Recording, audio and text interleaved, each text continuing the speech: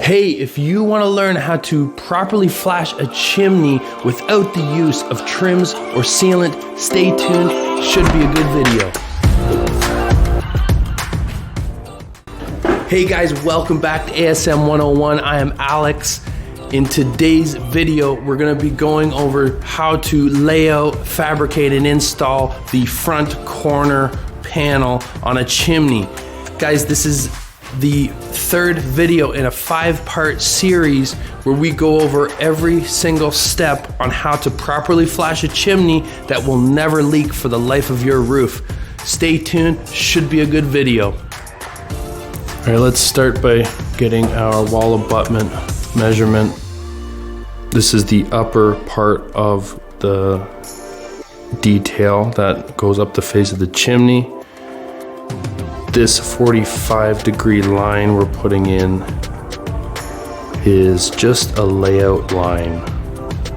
I like to use 45-degree because it's definitely a lot easier to remember and it will drain water very well.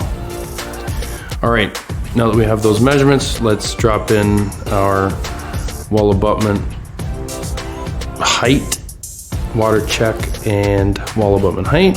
1 inch for that water check, everyone. And connect these lines. These are some pretty standard layout lines, but making sure we're accurate with our measurements in order to provide that high quality end result. All right, we're gonna connect our vertical lines. I'm gonna add in a little water check flap here. You'll see why later on, and I'll mark it A for abutment. Okay, I've done a picture-in-picture here showing exactly what angle we're laying in. So this is that 45-degree line I laid in earlier. And this is gonna be the angle of the seam going down the roof that will carry the water away from the corner of that chimney. All right, folding down this seam, it will allow us to do this detail from a folded perspective. Okay, another picture-in-picture, and you notice I grabbed the vertice of the chimney coming off the corner, and that is the sweep pitch. And right now I'm gonna bisect this line, lay in that bisection, and complete the bisecting with our bisecting line, splitting that angle in half, which is a very important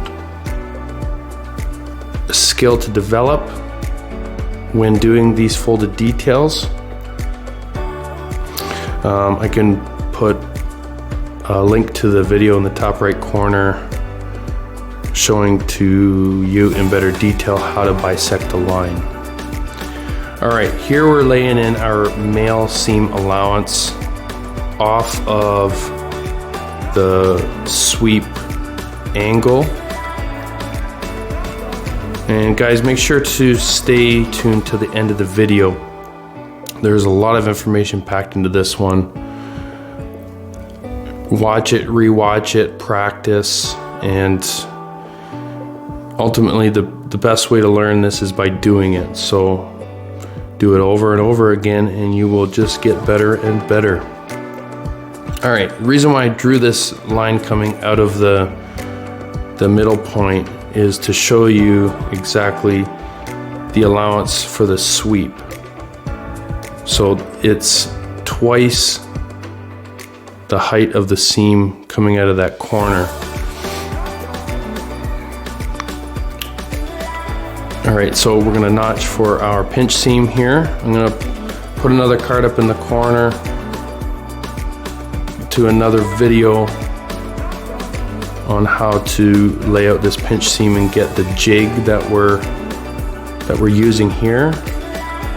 I suggest you go back and watch that video if you already haven't. And we're on our way to drawing in our wall heights.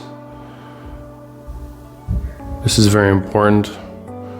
Yeah, so basically I'm just drawing in the heights of the wall abutment here. And just so when we fold everything together, it all ends up at the same height as the wall abutment. And all of this is scrap, so you can better see what is actually the pattern that is going to be folded. Make sure, guys, when cutting on these lines that you're not leaving any jagged splinters coming off. Make sure it's a nice clean cut. Any sort of splinter or man-eater, as I like to call it, on the edge of that metal could cause splitting of the metal when we go to fold this detail. All right, cutting out the rest of the excess of the pattern. This is the top of the pocket fold, cutting into the water check. So I'm just going to remove this excess material here.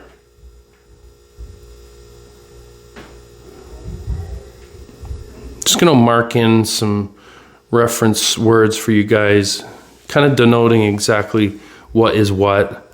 Here we have the sweep that will eventually get folded, double folded, and become a watertight seal for the corner of this chimney. Here we have the sweep pitch, basically coming off the corner of that chimney down the slope of the roof on that 45-degree reference line. Not straight down the roof, straight down the 45-degree reference line. It's very important. And here is just the bisector. And guys, if when you're practicing, if it helps to mark out the piece, kind of like I'm doing here to help you better understand the process, by all means, draw it in, get some scrap metal, start practicing, right? It's the only way you're gonna get better at these details. Here I use a pair of long nose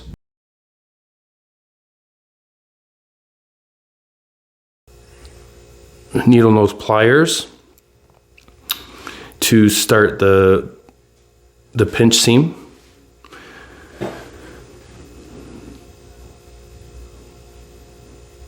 Here I'm starting the pocket fold. Now I have this tool that starts it, but you guys can do it with a pair of folders. It's a lot tougher, it takes a lot longer. I'll put links in the description as to where you can pick up some of these tools. They're not cheap, but I'll tell you, if you want to successfully do these details in a reasonable amount of time with the same amount of accuracy, you're going to have to level up your tool game.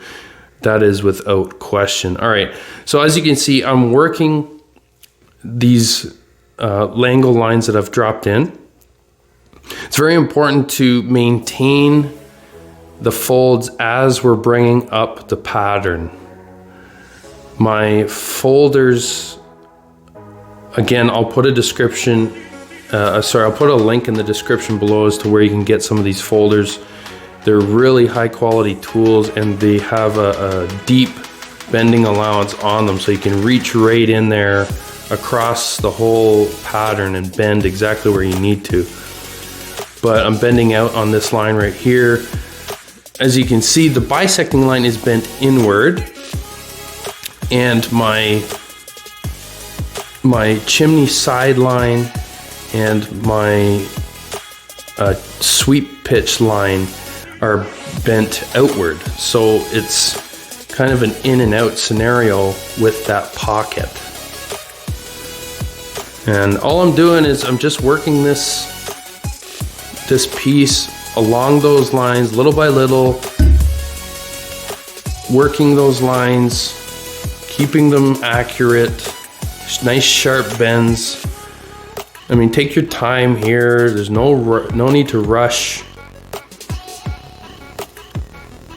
Right, as you can see, I'm bending outward on that line. It's just the way the pockets are developed, the way the pocket folds are developed. See, I wanted to get in here and just give it a kink right along the top. And just to put some more definition into those angled lines that I have there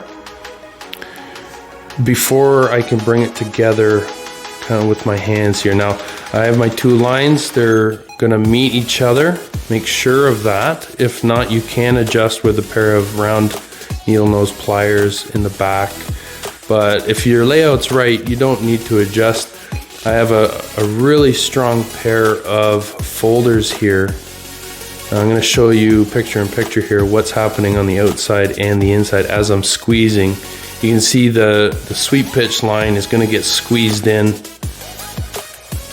properly, and we're going to fold that pocket around the back, and that will complete the pocket fold.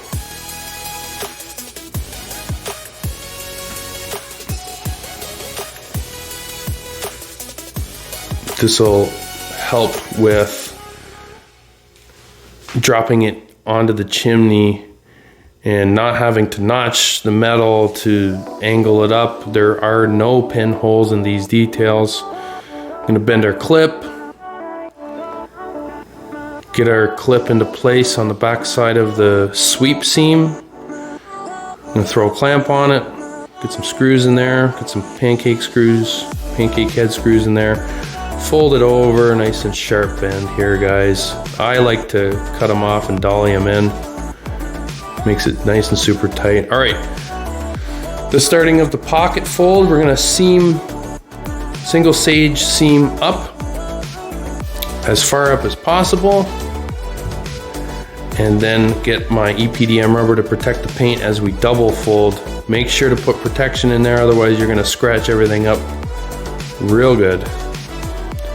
All right, we're gonna bring our two top seams together now. I did notice my layout was a little bit off, so I'm gonna show you guys how I adjust this after the fact. There's no point in throwing out an entire panel.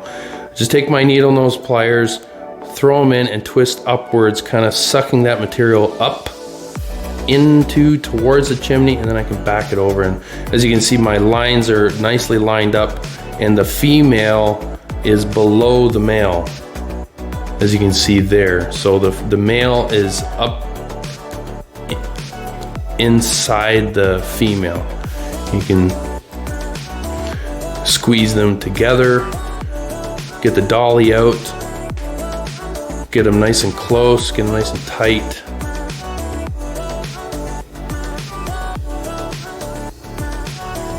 Okay, and once you have that, you can start bringing the female seam around. And at the bottom here, I put some extra tension on my folders because we want to keep that bottom fold over tight onto the lower seam. See, I'm putting extra focus in on that lower part, right where it meets the lower half of the seam. Okay, I'm gonna put a final, and now I'm gonna grab with my folders first right down where the two seams intersect, and I'm gonna squeeze really, really hard, making sure that this is folding right around and squeezing tight across the top of that lower seam. I'll get it around just enough where I can get my seaming block in here and start dollying that over. Guys, this is where we're gonna stop the video. A lot of information here. Once this seam is complete, the front panel is now ready to receive the side panel. That will be the next video in this series. And right there is a waterproof wall abutment, no flashings needed, no sealant needed. All panel, all seam, no notching required.